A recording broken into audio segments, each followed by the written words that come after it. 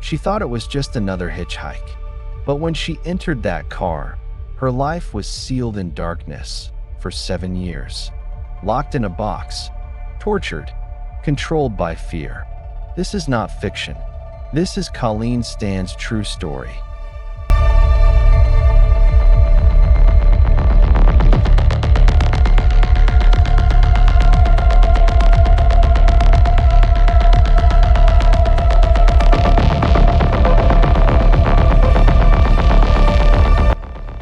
Cold case: The Girl in the Box.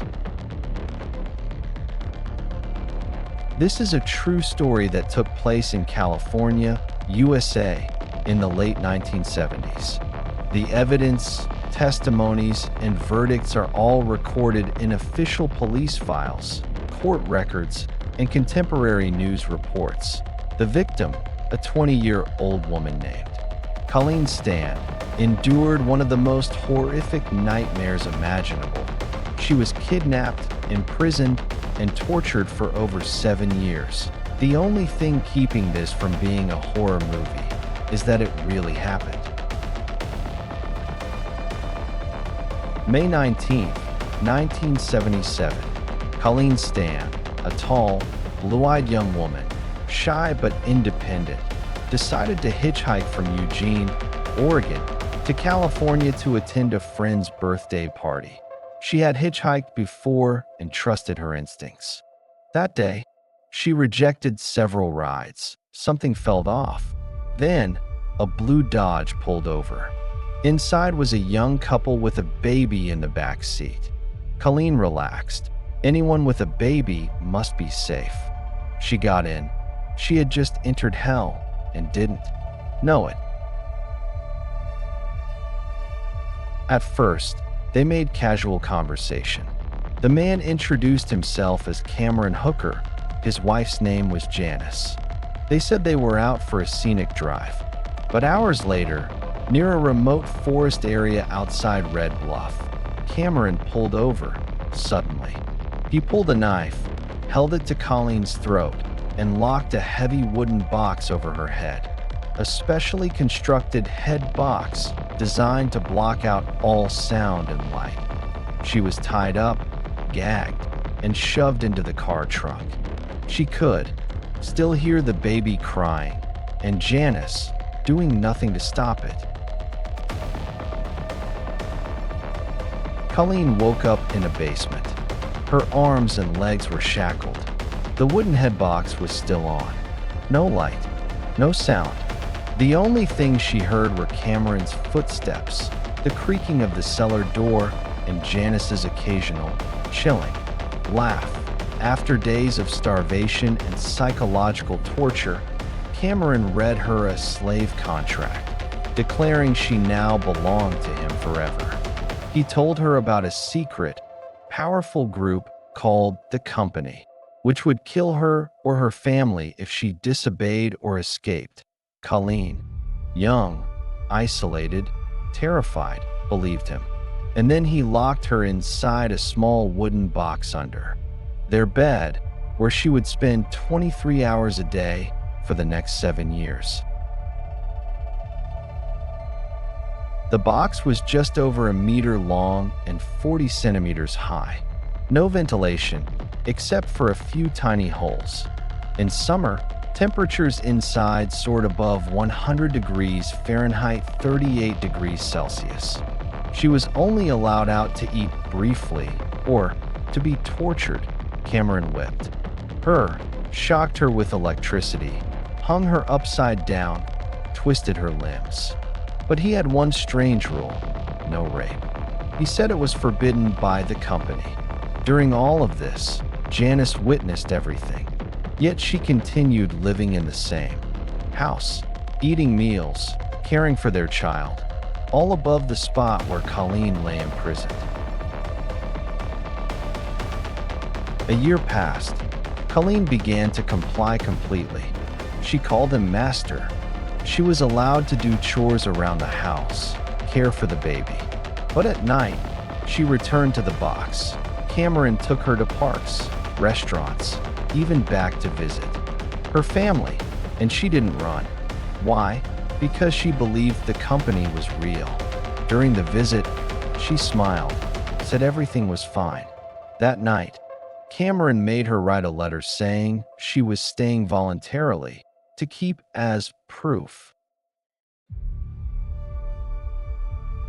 Janice, Cameron's wife, had been his first victim. She was forced into a similar slave role in her youth. But over time, she started to lose control of Cameron. She feared he was falling in love with Colleen and planning to replace. Heard in 1984, after a breakdown at church, Janice confessed everything to a pastor. He advised her to get Colleen out of the house immediately. One day in August 1984, Janice told Colleen that the company didn't exist. It had all been a lie. Colleen collapsed emotionally. She had spent 7 years in slavery, fear, and isolation for nothing more than a lie. They quietly left the house. Janice hid her in a safe location. Colleen didn't report it to police right away. She needed time to believe she was truly free. A month later, Colleen contacted the police. Cameron Hooker was arrested. In the 1985 trial, Janice testified against her husband in exchange for immunity. The jury couldn't believe what they heard. A woman in a box for 7 years, no escape, even visited her family and returned. It sounded impossible, but the evidence was undeniable. Cameron was sentenced to 104 years in prison. Colleen Stan is still alive. She became a social worker, avoiding the media and dedicating her life to helping other abuse survivors. She once said, "Strangely, I don't hate them. I just want to live." The house where Colleen was held captive has since been demolished. But in the memories of those who lived nearby, they say you could still hear faint cries coming from beneath the floorboards.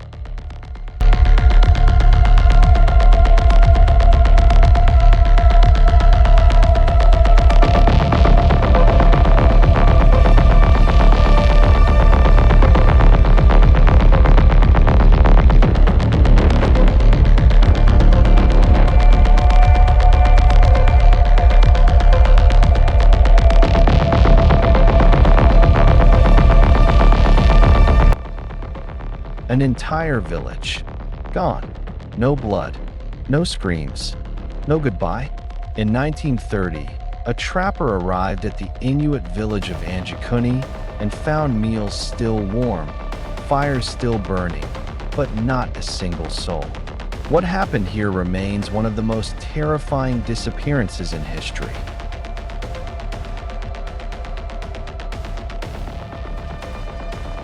Cold case. The vanishing village of Anjikuni. The mass disappearance of the Anjikuni village is not a folk legend. It was formally recorded in the early 1930s by the Royal Canadian Mounted Police, RCMP, reported in local newspapers, and remains one of the greatest unsolved mysteries in Canadian history. There was no blood, no signs of struggle, no clues of a planned escape, only silence and disappearance. November 1930. During a hunting expedition across the snowy territory of Nunavut, French-Canadian trapper Joe Labelle headed toward a place he had visited many times before, Anjikuni Village, a small Inuit community beside the lake of the same name. Labelle knew the villagers well. They were friendly, welcoming, always ready with dried fish and warm tea. But this time, something was wrong. That it was already dark, snow falling heavily. He stepped into the village and saw not a single soul. Something felt deeply, dreadfully off. The doors of the huts were wide open, oil lamps still glowing dimly. In some homes, meals were still warm on the stove, clothes hanging on the line. No signs of haste. No belongings missing. LaBelle searched the village. He called out, shouted, knocked on every door. No answer. No fresh footprints in the snow. He found a hunting rifle leaning against a wall. Strange, as the Inuit always kept weapons close due to wild animals. Sled dogs were found, abandoned in their pens, some starved to death, others barely alive. An act of cruelty foreign to the nature of these people. When LaBelle checked the small cemetery behind the village, he was horrified to discover that several graves had been disturbed, but from the inside. The snow around them showed no footprints, only broken stone markers and lids pushed outward. One thought pierced his mind. Who, or what, could have done this, and done it in complete silence? Unable to take it anymore, LaBelle fled the village and walked all night through the frozen forest to the nearest telegraph station. An RCMP unit was dispatched. They confirmed the village was completely deserted. No signs of violence, no looting, no bodies. The investigators even ran tests on magnetic fields and radio signals, trying to detect anything from the former home of 20 to 30 people. Newspapers speculated: ice collapse, landslides, mass illness, group abduction, or perhaps some ceremonial exodus. But no theory explained the silence. Not with hot food, glowing fires, and graves opened from within. Months later, hunters passing near Lake Anjikuni reported seeing strange lights in the sky, buzzing metallic sounds, and unidentifiable flying objects that vanished into thin air. Inuit people from neighboring settlements whispered that the Anjikuni villagers had angered their ancestors, while others spoke of talking shadows that moved across the snow without leaving tracks. But no one dared stay near the site for long.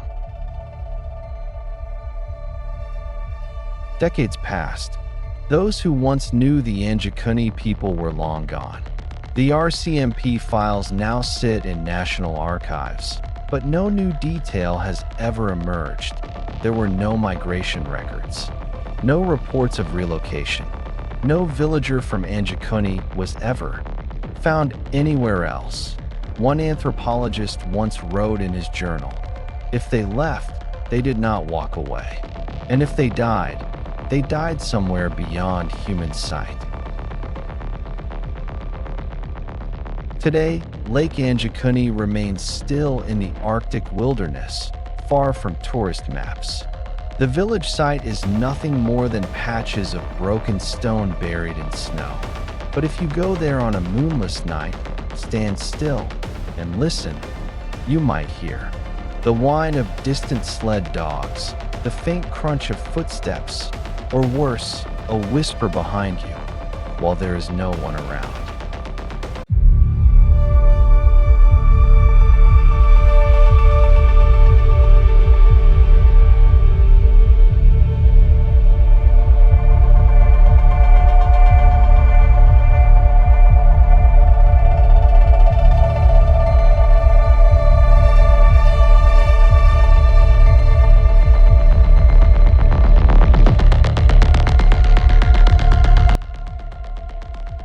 Cold case file. Room 873. The whisper behind the wall.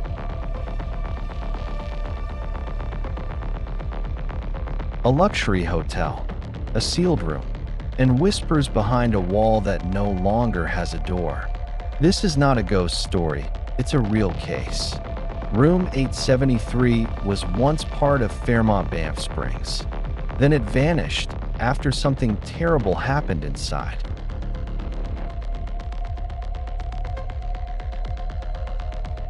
Fairmont Banff Springs, a castle-like hotel nestled in the Canadian Rockies of Alberta, is praised as one of the most luxurious resorts in the world. But not every guest comes here just for its natural beauty or high-end service. Some come for the whispers of a room that was sealed, of a murder that was never solved, of a ghost that never left. That room bore the number 873. This is not urban legend. From maintenance workers, receptionists, to former guests on the 8th floor, many have confirmed the room's existence and sudden disappearance. The story you are about to read is based on archived news, confidential notes, and testimonies from witnesses who refuse to go on record. It is part of one of the most chilling unsolved cases ever recorded in a 5-star hotel. September 2017. Natalie Green, an investigative journalist who specialized in strange phenomena, came to Alberta for a short break. Instead of a peaceful lakeside inn, she chose Fairmont Banff Springs, a place she'd only heard about in ghost forums. She requested a quiet room on a high floor away from elevators. The receptionist offered her room 872 that first night. After dinner and a long walk through the dimly lit castle-like corridors, Natalie noticed something peculiar. Walking down the 8th floor, she observed the sequence: 870, 872, 874, and 0873. Just a stretch of wall between 872 and 874. No door, no room number, just flat, smooth stone, painted to match the rest. But when she leaned close to it, Natalie could hear a faint sound, like distant tapping or a whisper through glass. The next morning, Natalie struck up a conversation with Rosa, an elderly housekeeping staff who had worked there since the 1990s. When asked, "Was there ever a room 873?" Rosa froze. After a moment, she replied softly, "Not anymore. But there used to be." Natalie pressed gently for more. Rosa just shook her head, gripping her mop tightly. "I'm not allowed to speak of it. Some things in this place don't want to be disturbed." Later that day, Natalie visited the hotel's private archive room, posing as a writer researching early Canadian architecture. With help from a curious archivist, she found a blueprint of the original 1920s layout of the 8th floor. There it was, clearly labeled, Room 873, 42 square meters, between 872 and 874 that IT existed. Not a myth, not a rumor. That night, Natalie had trouble sleeping. At exactly 2:37 a.m., she awoke with the terrifying sensation that someone was standing beside her bed. But the room was dark. Nothing moved. She reached for the light. Nothing there, just as she began to drift off again. 3 slow knocks echoed from the wall between her room and the space where 873 used to be. Knock, knock, knock. Natalie froze. Her heart thundered in her chest.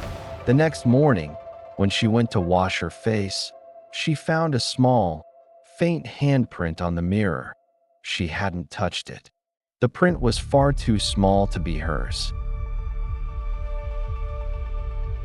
That day, Natalie headed to the Banff Public Archives, requesting local incident records from 1920 to 1930 that a dusty article from 1923 surfaced.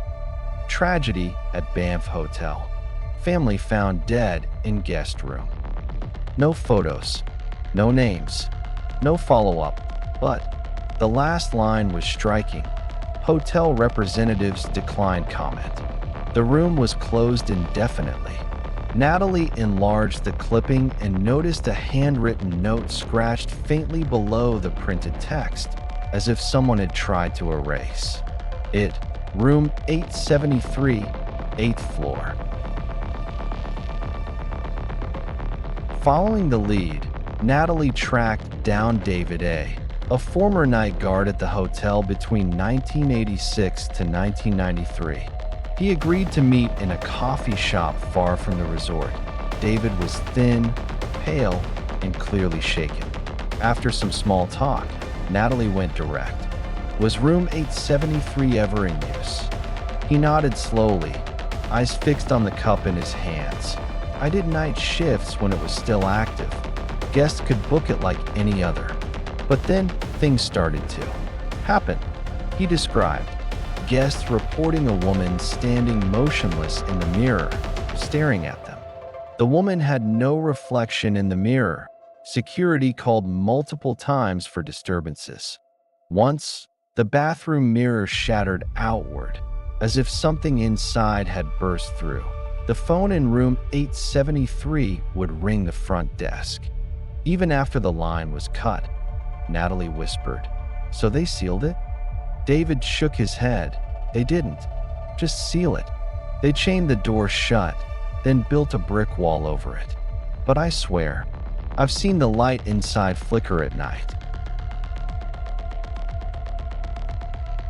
Prepared, Natalie returned with an infrared camera, voice recorder, compass, and her father's old prayer booklet, something he used when investigating abandoned churches. She set her recorder by the wall and let the camera film all night.at. Exactly 2:41 a.m., the recorder picked up a chilling voice. "Mama, I'm cold." A child's voice, trembling, sad. The camera caught the wall flickering slightly, like it was fading. For a few seconds, a blurry silhouette of a child curled up by the wall appeared in the reflection of the mirror. Then, static to eye in the morning. Natalie found a single black hair under her pillow. She had blonde hair. Natalie returned to the archives, this time looking for missing persons from 1920 to 1930. She found a short news brief. Artist Martha Ellen Baird and daughter, 6, disappeared from Banff Hotel. Husband James Baird found disoriented, repeating, "I don't know why I did it." So the murder had happened. There were names, but everything else had been erased or buried. That night, back in her room, Natalie examined the bathroom mirror using infrared again. In the photo, her own reflection was distorted, and behind her, a small child hugging her knees by the wall.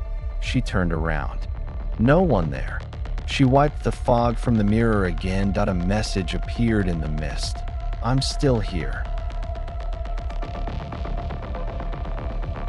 That evening, Natalie received an email from David A. Attached was a handwritten security memo from 1990, quoting a former priest who'd been called after the incident. James Baird had a history of psychosis. During interrogation, he kept saying, "I saw a red light in the mirror, and then I wasn't me anymore." Another note read, "Following the event, a monk from Montreal performed a sealing ritual using Northern Order rites. Recommendation, do not tamper. If disturbed, memory will awaken." Natalie realized this was not just a murder. The father may have been overtaken or fed by something ancient, something parasitic. Her final night, lights in her room flickered. The thermostat clicked off. A chill swept through the hallway. She set the recorder down one last time. This time, a male voice whispered through. "The girl, she never left. She's in the mirror."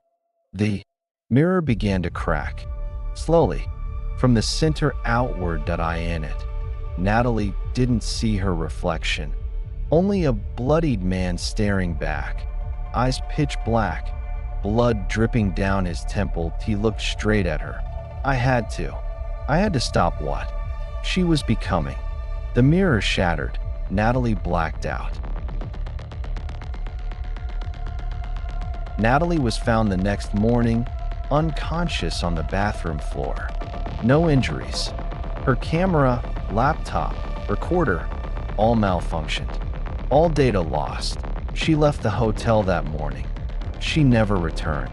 But on a special podcast she later produced, she said, "I can't prove what I saw, but I know this. On the 8th floor, between room 872 and 874, there's a space that's still awake. And it's not alone."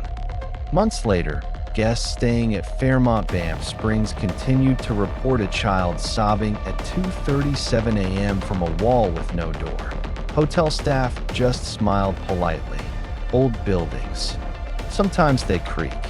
But if you walk down the 8th floor hallway and stop at the wall between room 872 and 874, look closely at the paint. You might notice a small handprint, pressed from the inside.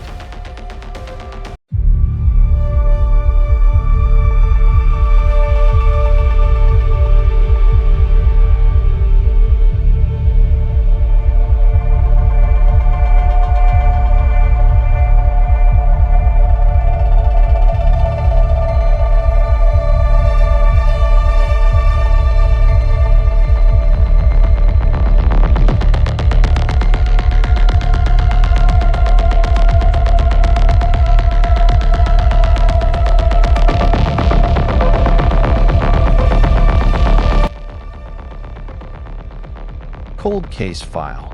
The man who returned from death after 90 minutes.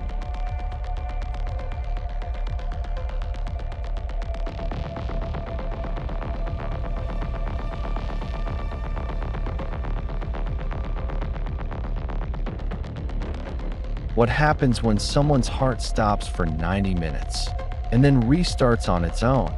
This isn't a miracle. This is real. Brian Miller was declared dead, but he came back, and what he saw on the other side might not have let him come back alone.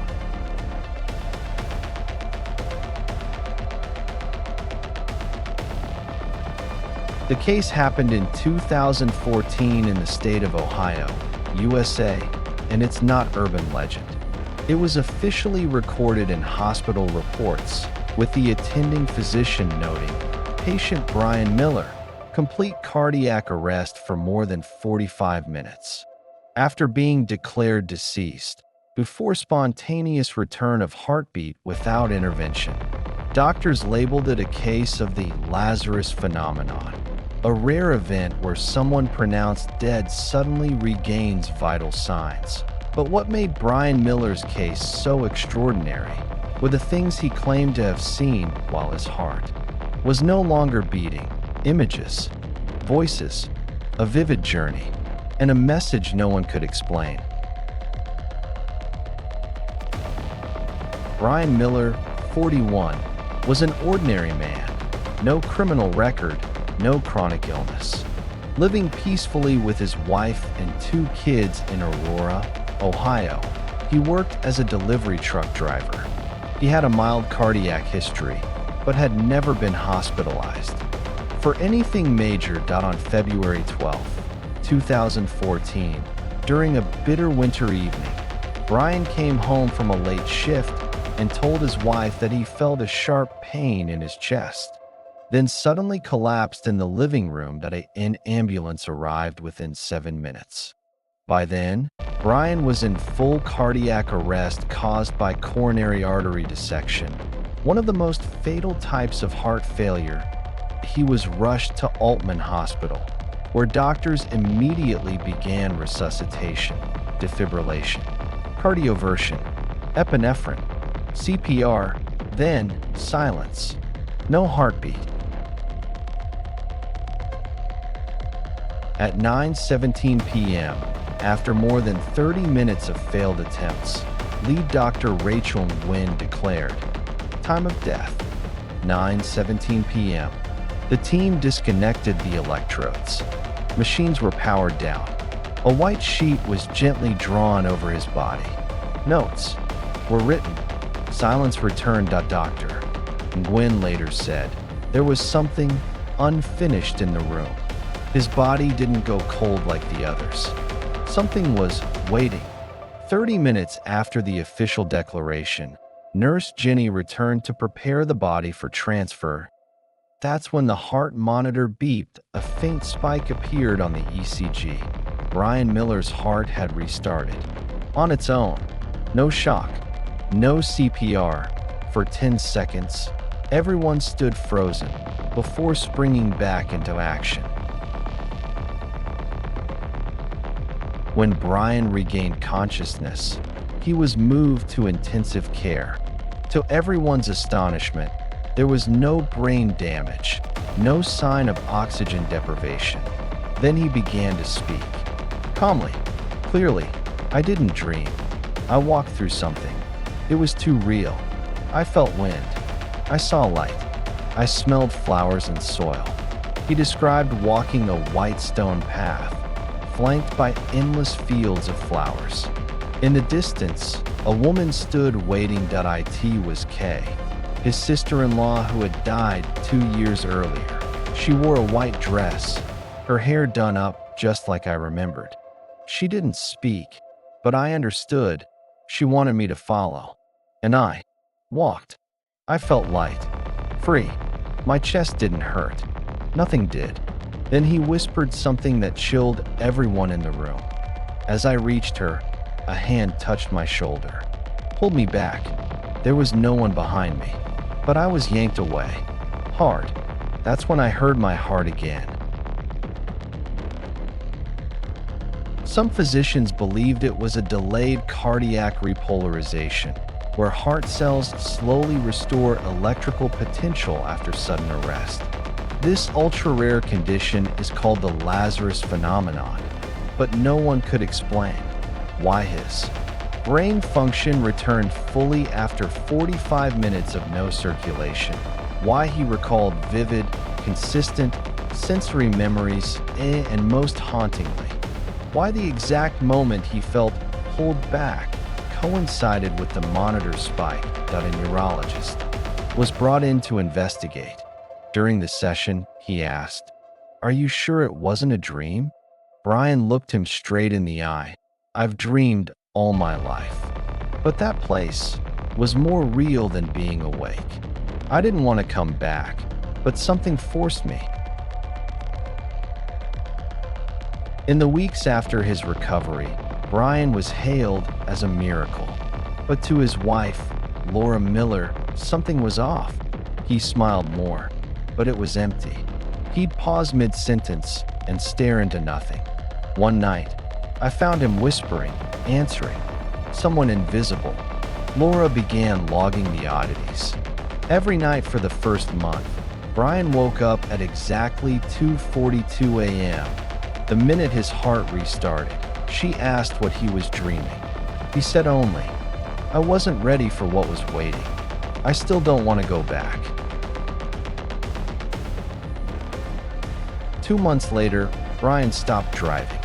He said the sound of wind against the windshield was unbearable, just like the noise I heard when I was being pulled away.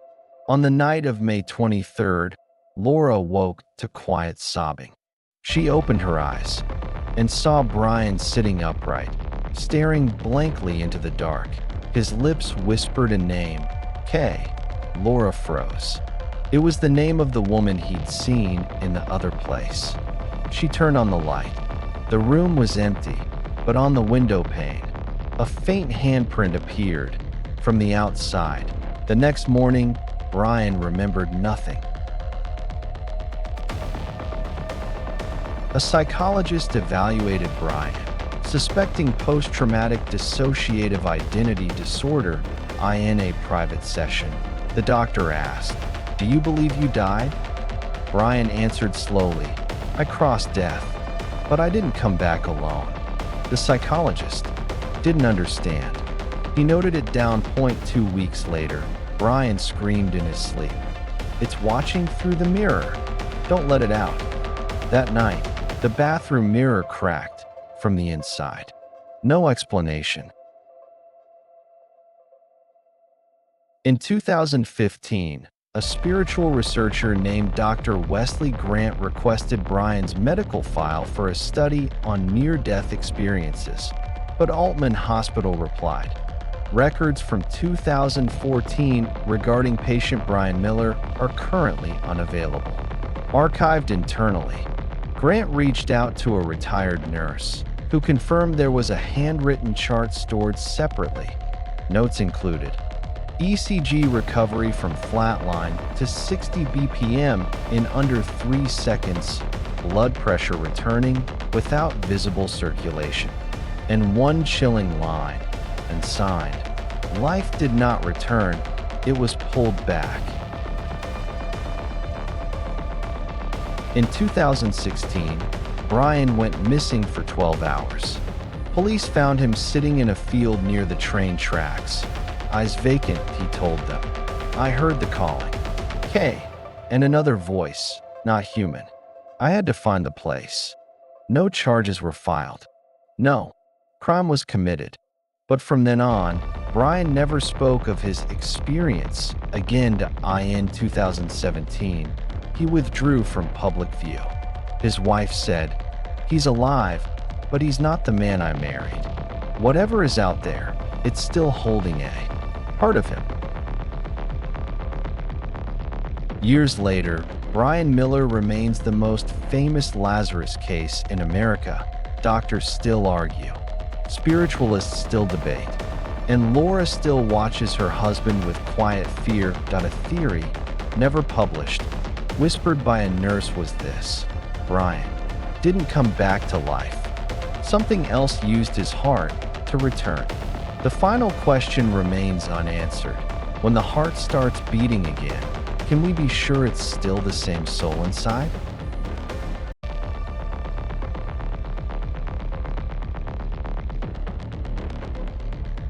You've just heard a true story, or at least a piece of the truth, but what you just heard might still be happening somewhere out there. This is THN Mystery, where every shadow leaves a trace. Let us know your thoughts on the story, or tell us what you want to hear next. See you again, if you still dare to return.